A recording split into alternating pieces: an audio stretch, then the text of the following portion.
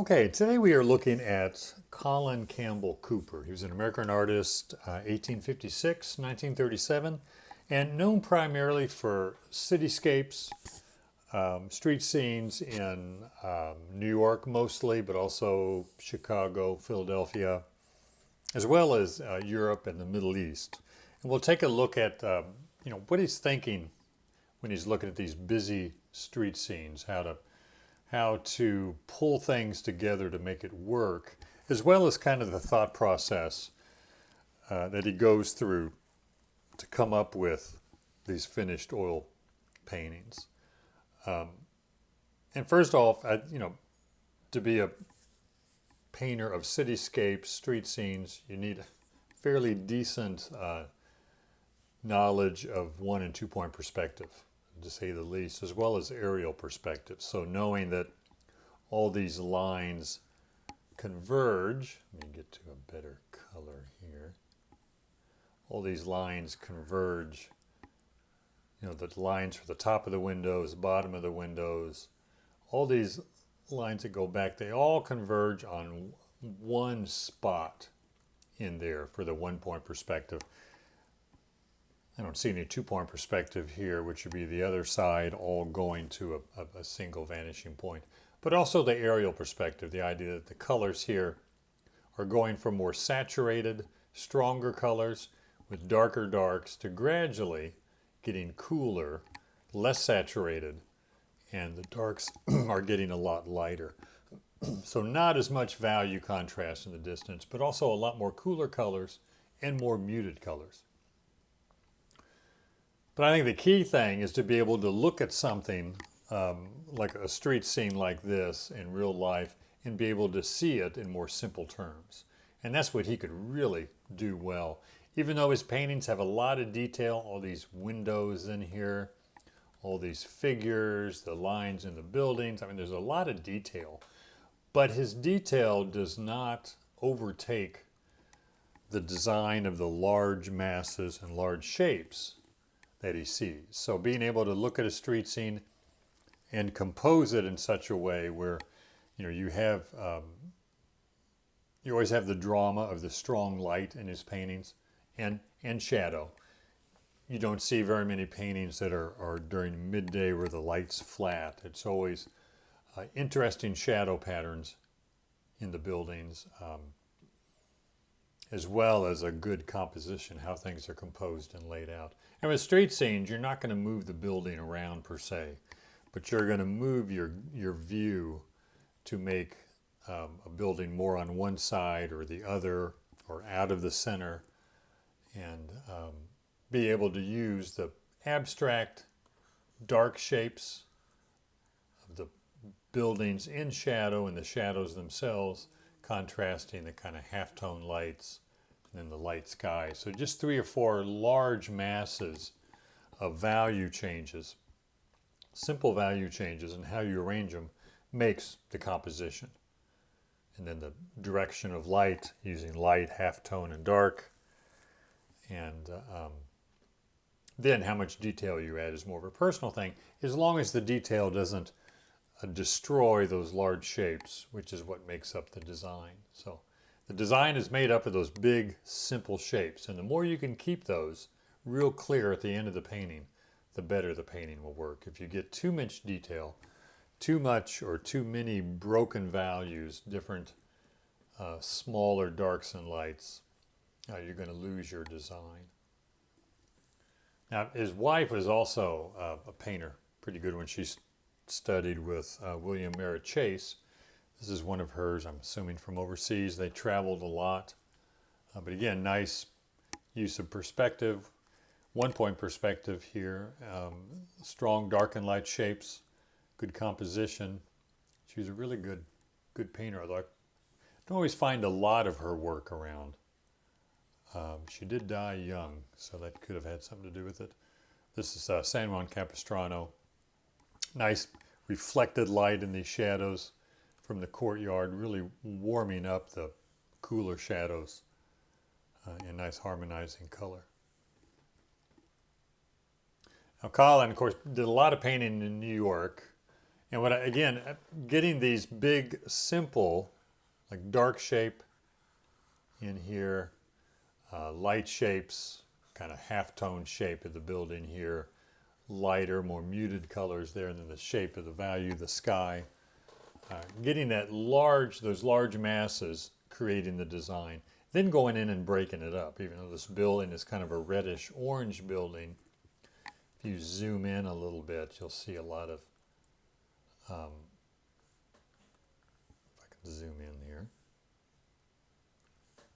you can see within the orange, you got some violet in here, some reddish orange, some red, some green, a lot of variations of color, but it's all on top of that initial color of kind of that yellow-orange, muted yellow-orange. Same thing with the red over here. And how as the buildings recede, less and less saturated color, more muted color, no sharp edges to speak of, like there are sharp edges here in the windows. Really no windows to speak of. Everything becomes more subtle, softer, colors just a gradual, subtle color change and gradual value change. And that difference between the foreground, middle ground, edges and values and color really creates the feeling of depth, that atmospheric perspective. This is another detail of that painting. Again, a lot of detail, but again, once you keep those big shapes separate, you can add as much detail as you want. But his detail also isn't very tight. Everything's not really outlined. Everything's a stroke, a brush stroke or two.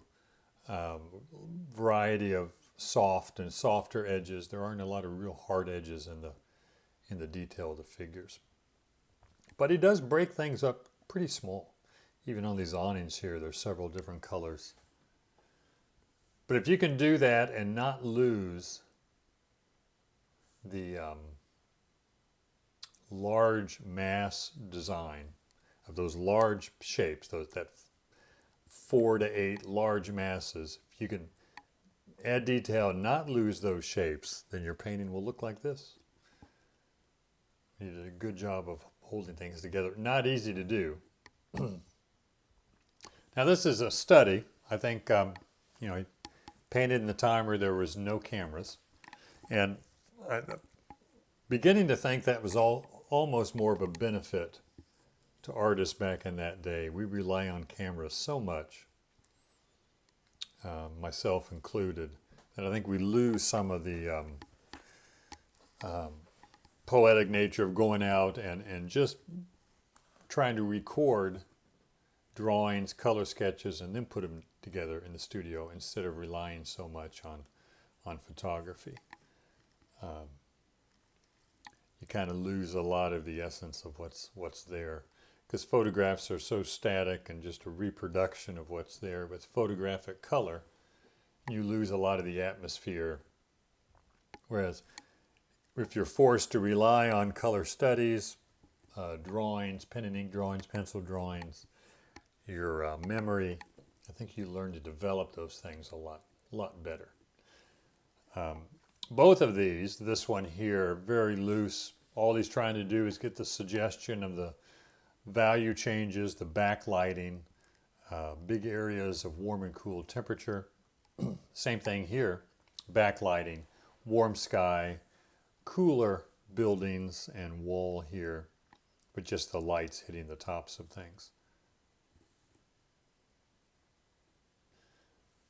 He used pencil, pen and ink, gouache, watercolor, pastel, and oils in sketches when he traveled, usually in just small sketchbooks. This is a pastel. In the pastel here, while there is lots of dots and dashes to suggest people and detail, it's pretty much the big shape of the shadow areas, 2 values, and the 1 or 2 values of the light areas. And color-wise, just thinking warm and cool. Everything in the sunlight is a lighter, warmer yellow to yellow-orange. And shadows are some kind of muted blue to blue-violet. But a real nice, quick idea of what's there. And he would develop these back home into pencil drawings, and if those went well, the secondary mock-up is more of a pen and ink, and from pen and ink to a color study, and then to a finished oil. And it's a good process to do, I think. If you're not used to doing that, it helps you really get a better feel for what's there. It'll also improve your drawing immensely because you have to rely on your drawing. We don't have to rely on drawing because we have photographs, but give yourself a few months of where you do nothing but go outside and do pencil drawings, small color studies with oil or gouache or whatever you want, or pastel, and then work from that in the studio. And you might do some real stinkers at first, but I think it really helps you develop a strong eye for composition, value, and color. And this is pastel too. On a toned paper, you can see the tone up in here, kind of the warm tone. Pretty much just a black and white with the addition of kind of a sanguine, maybe Connie crayon, and a little bit of color of some red, blue dots and dashes, but pretty much just black and white. Looking for value changes. Again, that strong shadow pattern in here. The building, the bridge, the building here. Then the light areas, he's using the white on the warm paper to suggest that light pattern. So you don't need 5,000 pieces of pastel to go out and do a nice sketch to work from, or even as a finished painting. To me, this is a finished painting. Just the idea of capturing all this with just black and white and a little bit of burnt sienna and blue, or sanguine and blue. But he shows the depth, the atmospheric perspective, a little bit of detail with the dark, good linear perspective. You just don't need tons of color to mess everything up. And speaking of tons of color, I'm thinking this is a color study because we have a more finished one next. This looks like oil to me, doesn't look like gouache. So whether he did this outside or did it inside from a smaller pencil drawing, pen and ink drawing, or gouache or pastel, because you can see pencil lines in here, whether those are added first or after, or there might be pen and ink. That's why I'm thinking this might be gouache, but I'm not sure. I don't know how big it is, but very loosely suggested, which makes it, has a real nice feel to it. Nice, things are painted more loosely, so they have a lively feel to it, where if you draw too tightly, if you try and control things too much, it can become really stiff. But he has the perspective right, all the lines on all the buildings going to that one vanishing point. And he has the atmospheric perspective, everything dissolving into a lighter, more muted blue. And he has the values right, good separation of dark and light values. But what he doesn't have is real tight, controlled brushwork. And that's what gives it that looseness. Now this is the finished painting. It's the New York Public Library. Again, it still has the good perspective, the good atmospheric perspective, as well as the one-point perspective. And good simple color and values, just a little bit more controlled. Both really nice paintings. But the color study, which I'm assuming is a color study, I think it's just as nice as the finished. So you get two for the price of one that way. Again, another one, capturing that drama of the dark, using the abstract qualities of the dark and light shapes in the city scene. You got sky shape, you got this light building shape back in here, the darks all in there. So you got about 4 or 5 large masses. Then again, you can break it up as much as you want, as long as that breakup is subtle. Real subtle value changes to suggest the detail. And keeping everything within the shadow dark and in the shadow, and everything that's in the light area light enough that it stays in the light.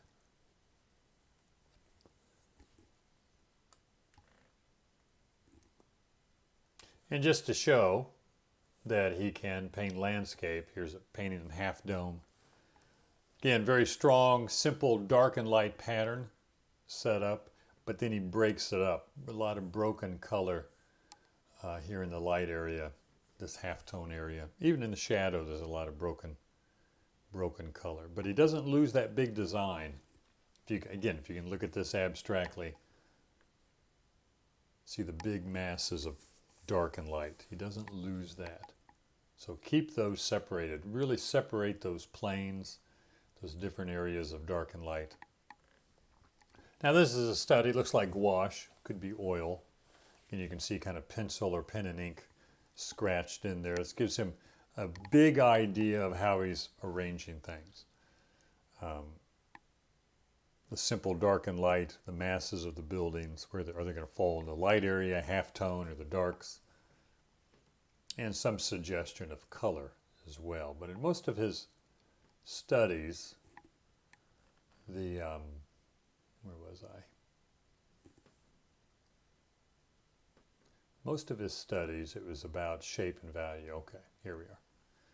Got lost there. Again, this one is suggesting what the light's doing. A lot of color for a small little oil, looks like, but the dark pattern is all in here, and then the light pattern in the middle, and then he's got another dark pattern in there in the buildings, and then light of the sky. So big, simple dark and light shapes that suggest the design and what the light is doing. Then you can break up those big areas as much as you want, as long as you don't lose it. Don't lose that suggestion of that abstract quality of the composition with the darks and lights. It's like gouache, maybe overseas somewhere. Doesn't look like New York. Again, he's recording the big mass of the dark sky, light building, light ground, and then shadow in front. Keeping things big and simple. Even a suggestion of detail with probably pen and ink of just the brickwork. Just ideas, giving him ideas and recording some of what he sees so he can do it larger later. And from what I understand, his working process was either doing a pencil drawing outside or a gouache color study or both, then working them up into a pen and ink where I guess he does a little bit more detail but keeping the design strong, and then from there a small color study and then a larger oil. But doing a ton of these while he traveled, that was his camera, doing these small little studies, either pencil, pastel, oil, or gouache, or pen and ink. Again, another gouache here, just simple shapes, ideas. Instead of whipping out the iPhone, he's whipping out his sketch pad with probably a palette of, 4 to 6 colors, 1 or 2 brushes, and done on paper. Done on sketchpad. Not a lot of equipment to carry around. This one a little more blurry, but you can see again just a quick sunset study, capturing the idea of what the colors, shapes, values are doing. Probably a lot better than a photograph would anyway. Of course, you could always snap 10 or 12 and 100 in the amount of time it takes to do a small color study, but I don't think you'd have much to work with as well. Here he's doing a black and white virtually. See a little bit of green in here, but very limited palette outside. Again, gouache or oil. Just a quick study from what's there. As long as your values are right, you can make color just a choice. You can choose to make these colors whatever you want them to be. And a little bit of line to suggest some detail. But it's really interesting to see all these studies in conjunction with his paintings. Here you have some small figures done overseas on a sketch pad. And this gives him just quick recordings of what he's looking at. Gives him an idea of clothes, coloring, values, shapes of the figures. So it really would be, I keep coming back to that, what's wrong with this? Really would be a good idea just to try and paint from these for a while. Doing a small thumbnail drawing capturing, just simple dark and light pattern, doing a pen and ink drawing from that where you break things down a bit more, and then doing a smaller color study, and then at least a little bit larger oil. This is gouache or oil. Again, quick landscape. Just small suggestion of what he sees, something to take back to the studio. And I guess he just had tons of these things and kept them like we would keep photographic references. Very much gouache painting, sunset. And what else do you need here? You got the big, large masses.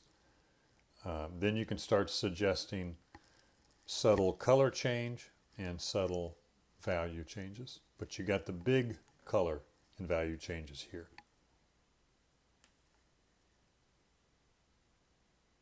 This is an interesting one of the city scenes.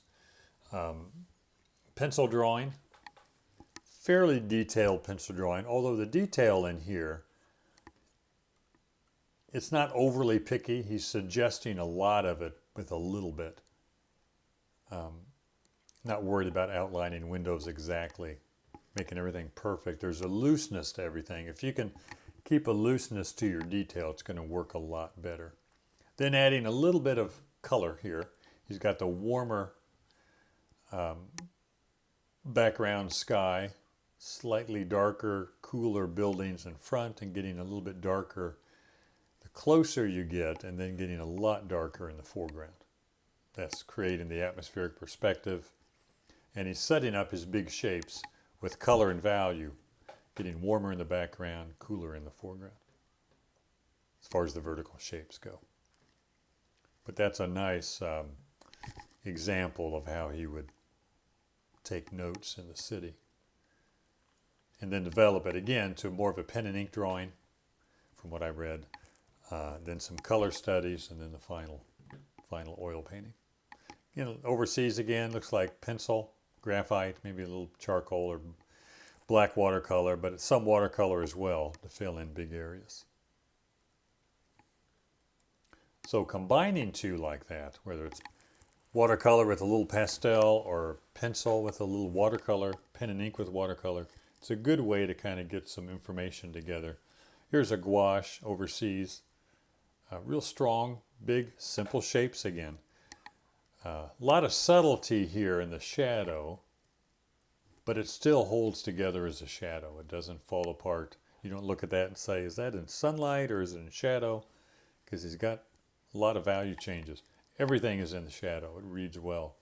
Nothing's as light as these light areas, so holds together very nicely. Last one here. Again, overseas, Middle East somewhere. Again, very simple shape, design, not a detail-oriented subject here. Probably did that with a pencil drawing. And actually, you don't need much more detail than this to do a larger painting. So it is interesting to see how artists worked back then and get kind of a glimpse into their use of the process, working with design and pencil drawings and pen and ink drawings and then color sketches and then finally the finished painting.